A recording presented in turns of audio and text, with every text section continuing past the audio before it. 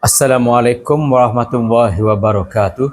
Saya Cikgu Faiz Bingah, Guru Bimbingan dan Kaunseling Sesi Pagi Sekolah Kebangsaan Mak Lagam, ingin memaklumkan kepada semua anak murid terutamanya dan juga untuk makluman ibu bapa, pada hari Rabu 29 April 2026 akan diadakan satu pentaksiran psikometrik, iaitu inventory kecerdasan pelbagai untuk semua murid tahun 5. Oleh yang demikian, semua murid tahun 5 hadirlah ke sekolah pada hari tersebut untuk menjawab inventory psikometrik tersebut.